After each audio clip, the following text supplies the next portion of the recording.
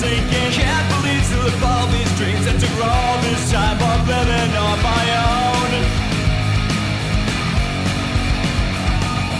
All I wanted to do was serve you, and I know deep down to lead you, but every time I give you my hand, close your eyes, just think down further. Can't believe to live all these dreams after all this time of living on my own.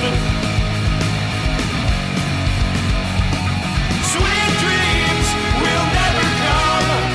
I still miss you tonight. After all the hurtful things, after all the hate you bring, after all those dead cold-blooded lonesome nights, they'll say you're not my problem anymore. I shouldn't care now anymore. Feels like I failed you, and I'm so sorry for all of this. You know I try hard to give you everything, try hard to make you feel something. I'm disappointed and thinking, did I try hard enough? Did I try hard enough? Every day I live on without you. Every night you come visit me. You say the thing, stand back at me, make me feel like I'm down all over again and again. After all these dreams, all this time I'm living on my own. All I wanted to do was serve you, and I know deep down to need you, but every time I give you my hand, close your eyes, just think down further. Can't believe to live all these dreams after all this time of living on my own. Sweet dreams will never come. I still miss you tonight. After all the hurtful things, after all the hate you bring, after all those dead cold-blooded lonesome nights, they'll say you're not my problem anymore. I shouldn't care now anymore. Feels like I failed you, and I'm so sorry for all of this. You know I try hard to give you everything, try hard to make you feel something. I'm disappointed and thinking, did I try hard enough? Did I try hard enough? Did I try hard enough? Did I try hard enough?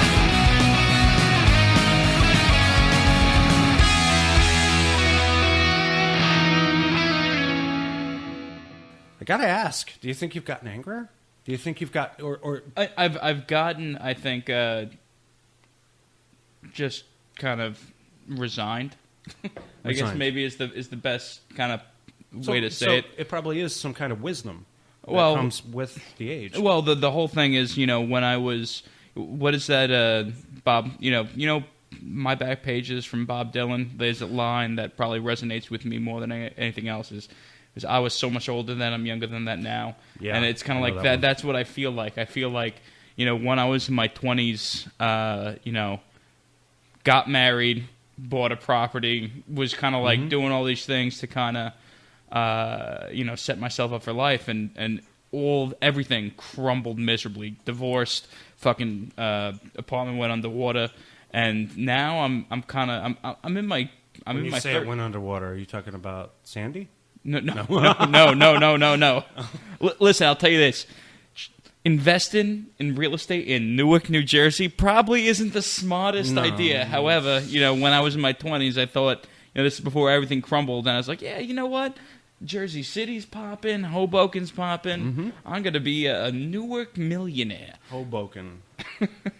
But in any event, it's kind of like... But a Newark millionaire is like a Newark... It's 1,000 there. It's 1,000 there in New York City, in Astoria, especially. Yeah.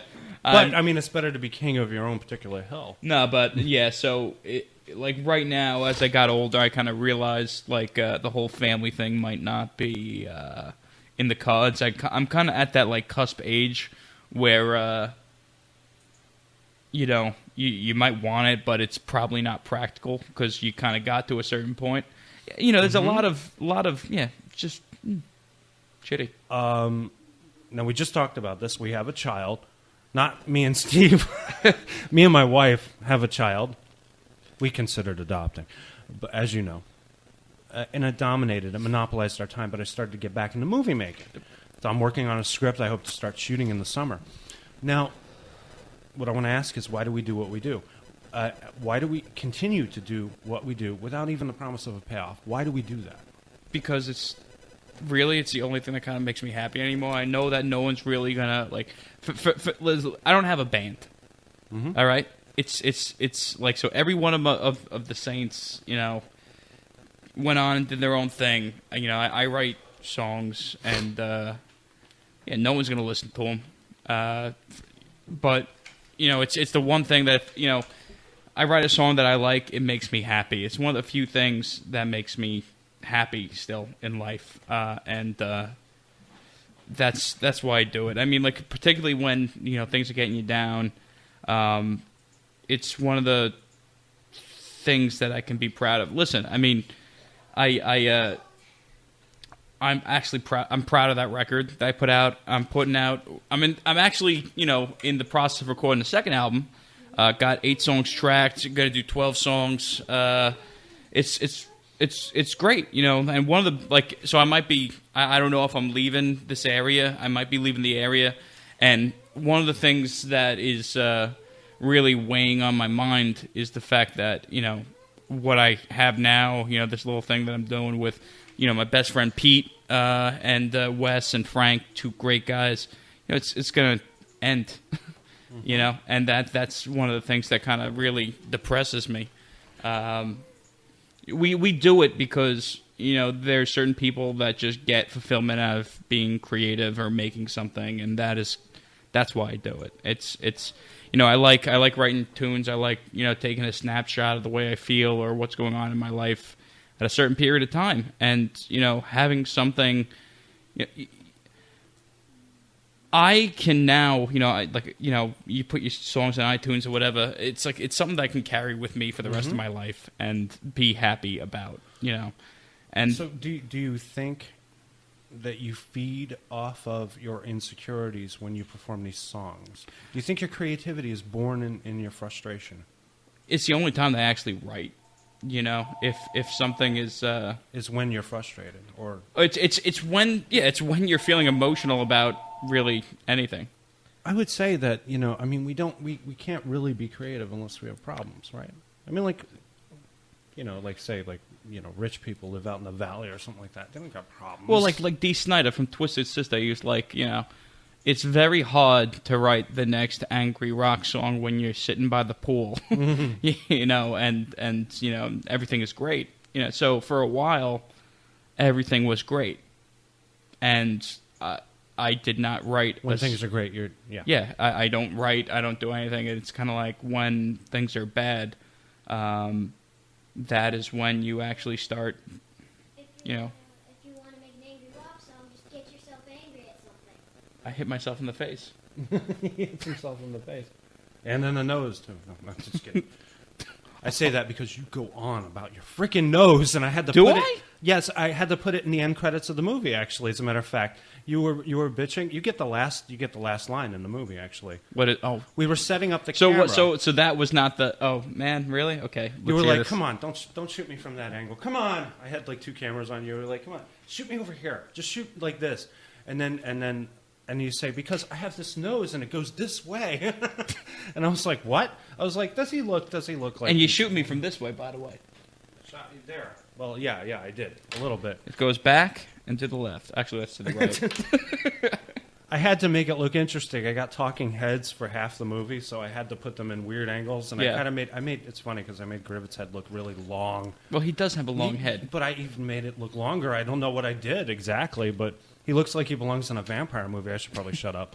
But yeah, you have the last line because you go like you're trying to move away from my camera, and you go, "You're a bastard." You know that? Fucking Lawler, I swear to God. And then we got the black. So I mean, and everybody liked that. Everybody thought that was the best way to end the movie right there. I am for an ugly guy. I'm a vain son of a bitch. Bronwyn and I, and we've worked with many beautiful people. We say you could have had a career, and you could still probably have a career in acting because you are a good-looking guy, and you got a great personality and all that stuff. All right, cut that. You just probably can't memorize dialogue. Oh, I can. I actually have a fantastic short-term memory. Not when I'm drinking, but Okay. no, seriously. How do you think my academic career? I just memorized everything. Marlon Brando.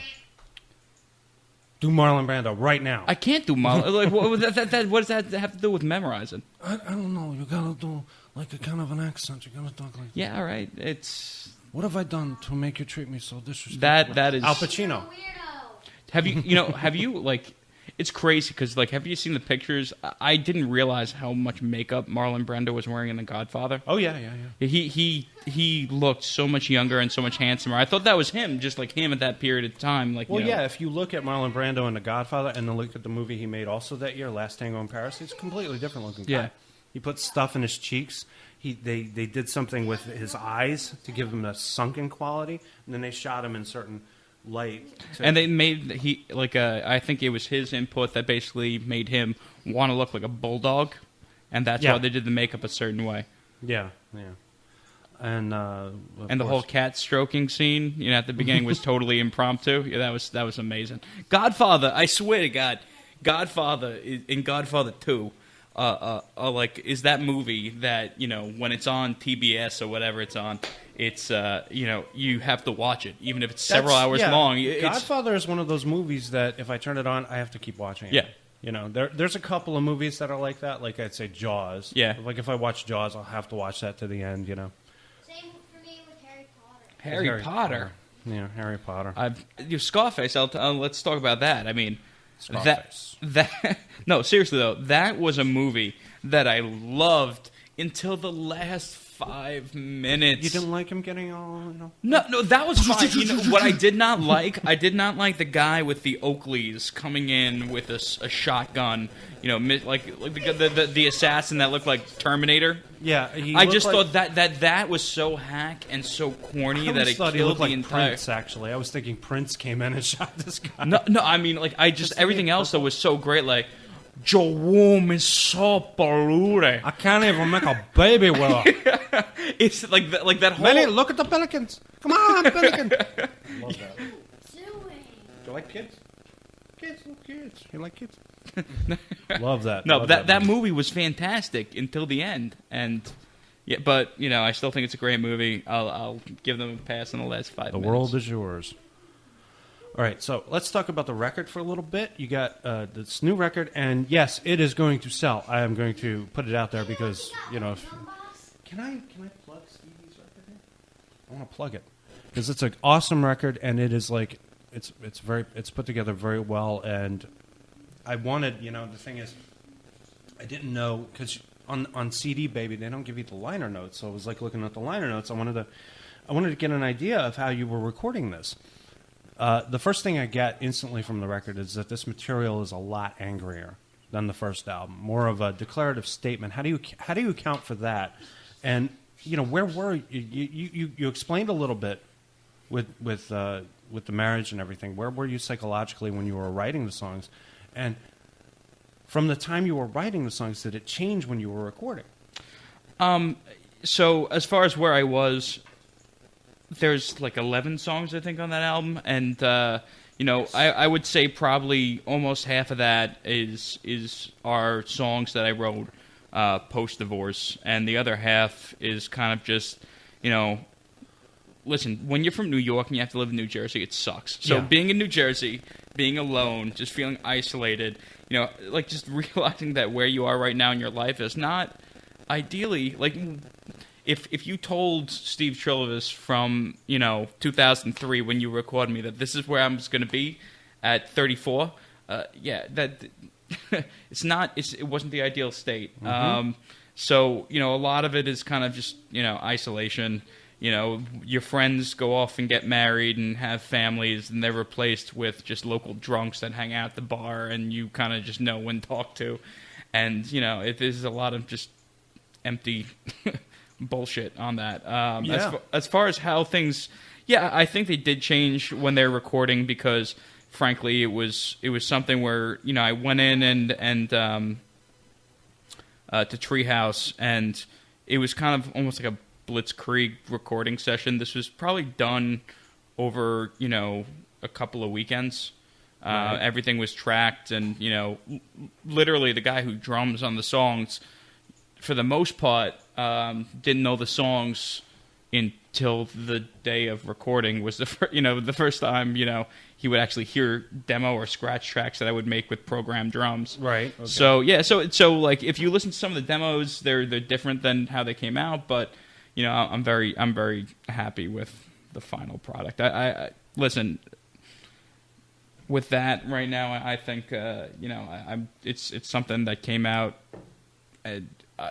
I'm not sure if I'll be able to replicate that again. Hopefully, but well, did you?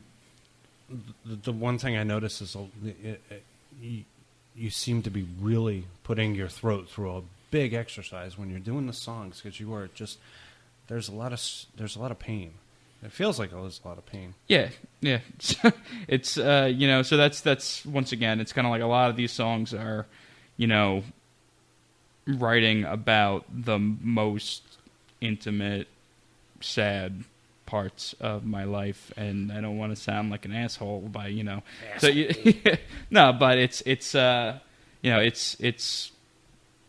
of cathartic to sing songs about some of like the most down and out moments that you've had, or the most the darkest thoughts that you've had. So well, when you're creative, it's all autobiographical. No matter how ridiculous your setup might be, there are parts of it that are truth, and that truth is you. Like I'm writing a script about a guy and two girls. One girl that he's hopelessly in love with, and another girl that's hopelessly in love with him. It's a little crazy. Yes, it's a male fantasy, but also there are elements of my life in that thing. Mm-hmm. And it's like just sort of the way I look at life and the relationships between anybody, really. So, okay, you even have a funny little bit here in your thanks. Everyone else who smiled and nodded as they pretended to listen to an endless stream of my subpar demo. Yeah, that's yes, you can have it. It's when I was before I actually recorded this, what I would do is I just like write a lot, and I on GarageBand I'd demo a lot of songs, and I would pester my friends with, "Hey, look what I just wrote!" It's in the so it's kind of like, oh yeah, exactly. You're nodding. I'm nodding because I do that. No, but that's kind of what it is. It's kind of like no one else might care, but to me these things were something special. And a lot of times, as like if you're being creative, or if you're if you're recording or making a movie and you're sending it to people, you care a lot more than the other person on the end, but you want to share it with someone. Of course, yeah. So I'm thankful that I have some buddies that would at least not say, "Steve, stop sending me all this crap." That's the thing. At least there are people in your life who love you, and they'll put up with your bullshit. Yeah. And they'll do it because they'll do it with a big smile on their face, and they want to make you feel good. And that's really nice. That is like probably even better than any kind of. Well, maybe not. I mean, if I became a millionaire or something, or you became a millionaire, that's nice too. Yeah. That's nice too. But it's also, the people in your life, the people that matter to you, and if they're. But at the same time, it's kind of like there is like a narcissistic side to if you're there is. If you, I don't like to talk about it, but no, is. But Yeah. seriously, it's kind of like if you're doing anything creative, part of it is look at me, look at me, look at me. Kind of. So it's like you want to be appreciated. You wanted someone to think you're. But the thing is, I think you and I have a lot in common here, because you are incredibly self-conscious. You are extremely insecure. I am too. You know what I want to do? And you probably want to do this too. You want to put out an incredible piece of art, an incredible masterpiece, and then just run the other way. No, just look at this. Don't concentrate on the guy who made it. Yeah. Just get out of the way and enjoy no this. band photos. That's why like everything that I try to do is just all like black. It's all it's a pastel black. No, but no. Seriously, it's. I would tell my guitar player Peter.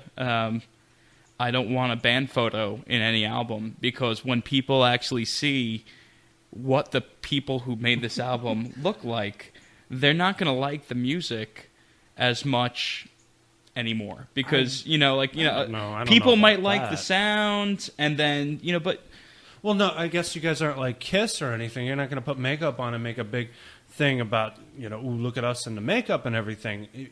With them, it was more about pay attention to the makeup and less to the music. Pay attention to the show and less about. Yeah, it's something because always music, any sort of art is But usually. you guys had a really good photo shoot one time, a long time ago. Long time ago. Was it the funeral home? It was a funeral home. Yeah. Yeah. I believe the gentleman's name was John Body. He was a New York City cop that actually I believe he kind of won some awards or accolades because he was the photographer for the NYPD after 9/11 or so he got some props for that.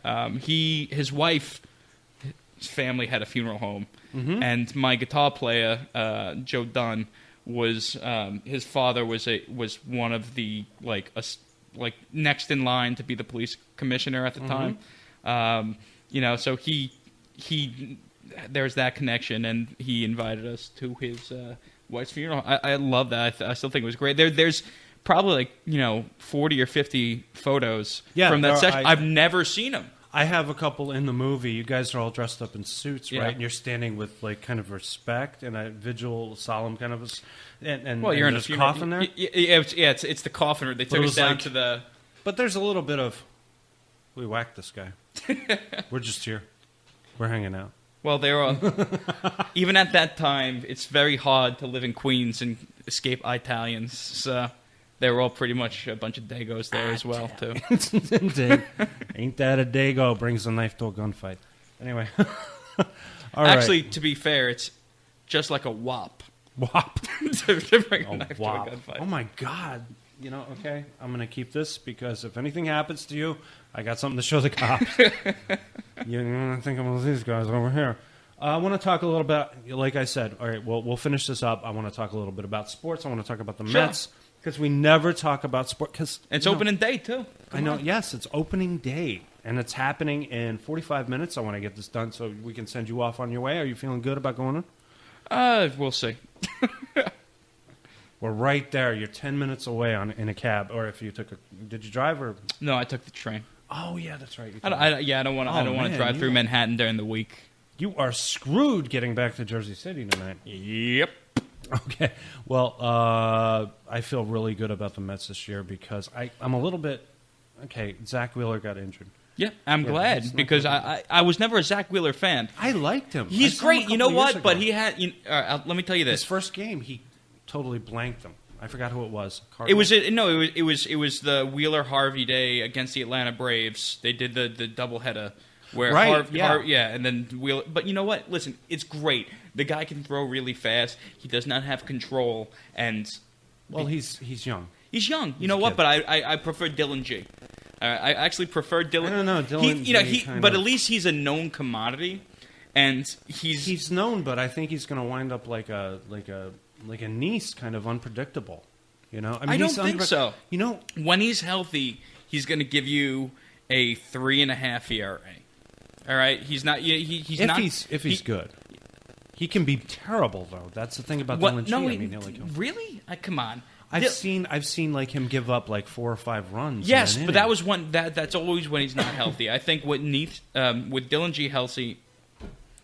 Steven has trouble with his ethics. All right, so when Dylan G is healthy, he's a solid number 5 guy.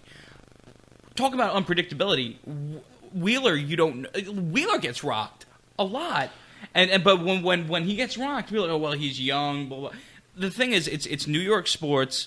It's it's the sexiness, it's the pizzazz. And, he has a lot of press and a lot of publicity with New York sports. Yeah, but I mean, like the guy can.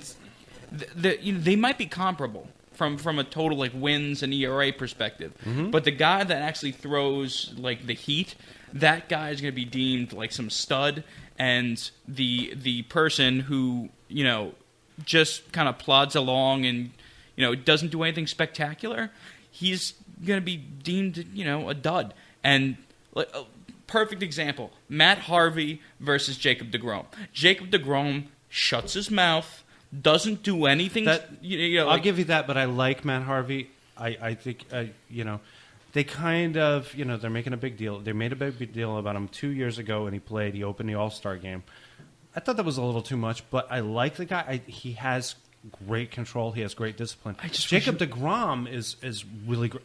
But yeah, he pitched 5 scoreless. We were getting ready for a perfect game here until you know what happens with the Mets. Whenever they try for a perfect game, they fail miserably. Like Bartolo Colon had a perfect game through 7 innings. Man, I remember I was at the game with John Vafiatis when I think it was back in 2007 to 2008 when John Maine struck out 14 batters. John Maine. And had a not a perfect game but a no-hitter. This was before Santana, so it was going to be the first no-hitter in Mets history. It was going to be. It was in the 7 2/3. I think something around that. He was late in the game when someone did a blooper. Yeah. Or like a little drag bunt type of thing. That's kind of what happened with Bartolo when that happened. So we talk about Jacob deGrom. Really, I like the guy. I like the guy a lot. Great power. I think the Mets, if there's going to be a strength this year, it's going to be in the pitching. Who's in their rotation? You got? Right now, so you got Bartolo Colon, you got John Niche, you got Jacob deGrom, you got Matt Harvey, and Dylan G. Dylan G. Yeah. So and then you have a lot of reserves. You have Rafael Montero. You got Rafael Montero is going to start the season in the bullpen, but he can start. He's very good. Yeah. Yeah, he's good. He actually, when he actually has his control on, he was actually fighting for that 5th spot with G. And wasn't Montero? Didn't he start in the Subway Series last year? Right. He might have. I think he did because he did do some start. New kid from the Yankees, and they kept it really close. But unfortunately, I think. Wait, no. Yeah, the Yankees won that game because for some reason the Mets won in Yankee Stadium and the Yankees won at Citi Field. Yeah. For the two, they split the series. But you got Steven Matz and you got Noah Syndergaard, who are 2 guys in the minors right now. I have not even seen Noah Syndergaard. They talk about him so much. Yeah, I think once again he's like Travis d'Arnaud, who doesn't impress me that much. But they once talk about again, him a it's lot. everything is if you're a position player, do you have pop? Do you hit a home run? All right. If you're a pitcher, do you strike people out, or do you have this, crazy electric fastball?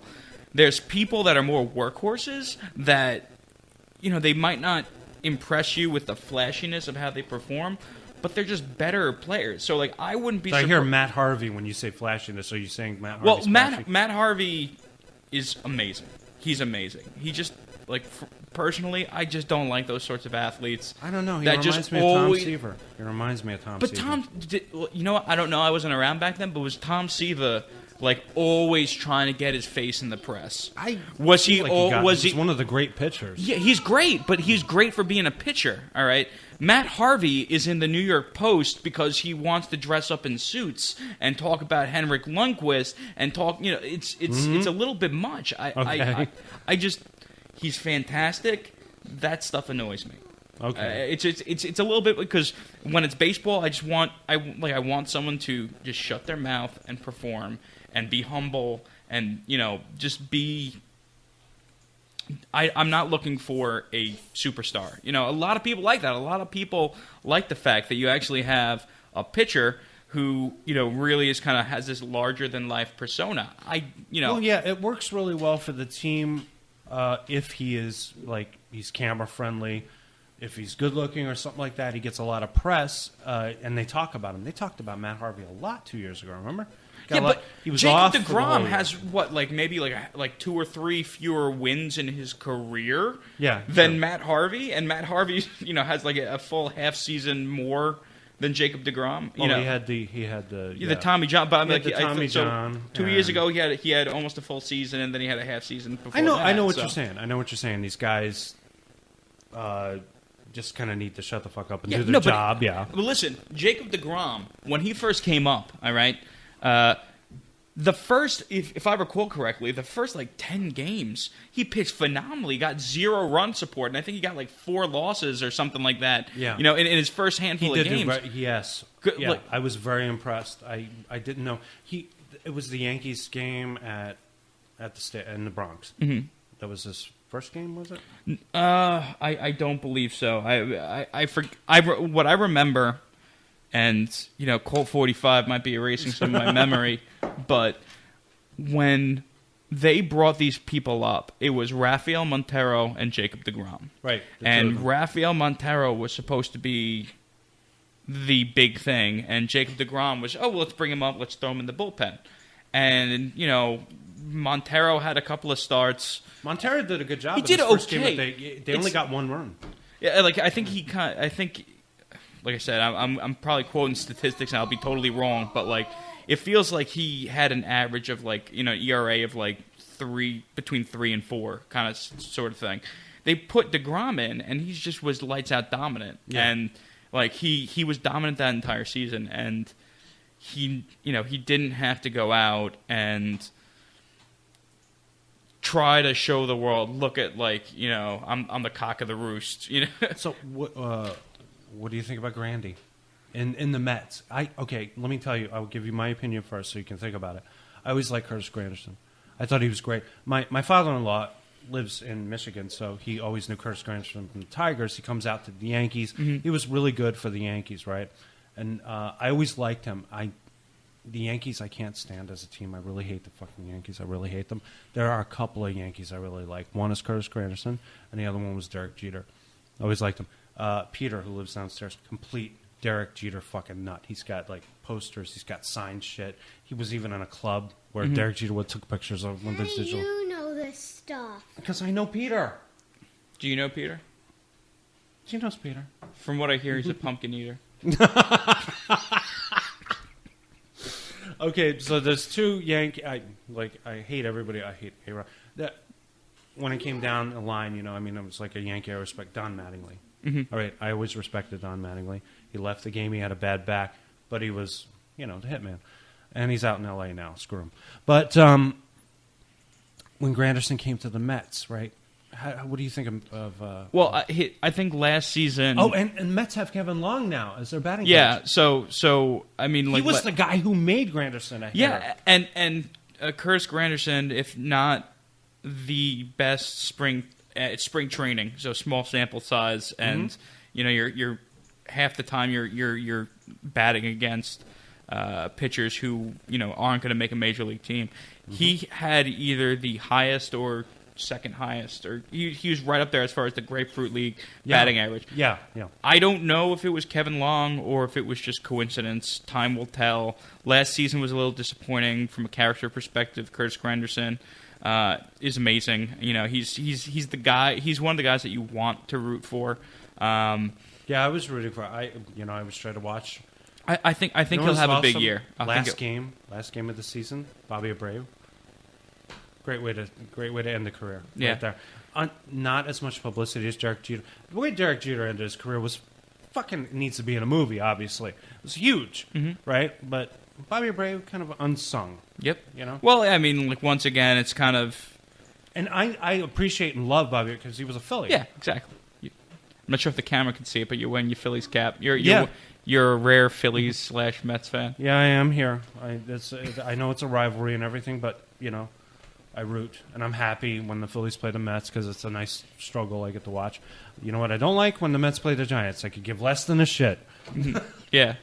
It's, no, but I think the Mets are going to be okay this year. I think a lot of people are... I really don't think the East looks that great. I think the Mets have more promise. Believe it or not, I think the Nationals have a lot of holes that people aren't talking about. They have great pitching. But they have a lot of good holes. Good pitching, but you need to hit, too, to win games. Yeah, they have some injuries, and, Phillies and Braves kind of mailed it in.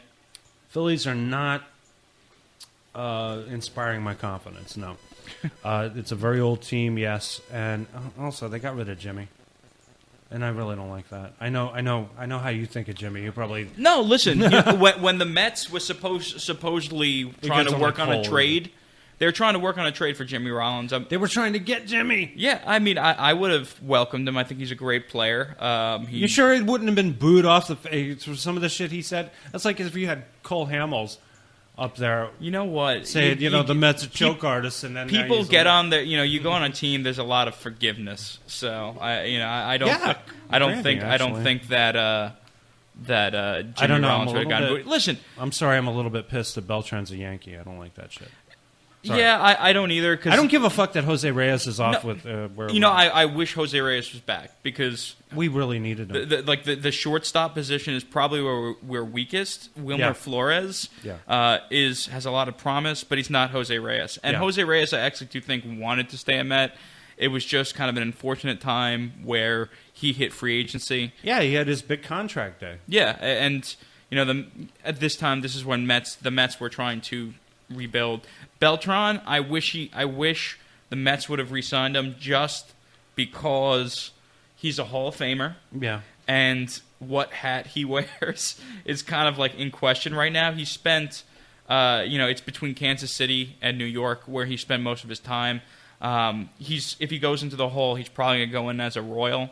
But if you had a couple more years and he actually did something good with those couple of years, maybe it would have pushed him over the top to go in as a Met. Unfortunately, you don't. There's Tom Seaver, Mike Piazza keeps being held up as far as getting inducted. I want to see some more Mets in the Hall of Fame. All right, I want to thank Steve Trillovas. This is BlissVille, Misadventures of BlissVille. I was Dave Lawler. That was Regan Lawler over there shouting, and that was Steve trying to get a word in edgewise.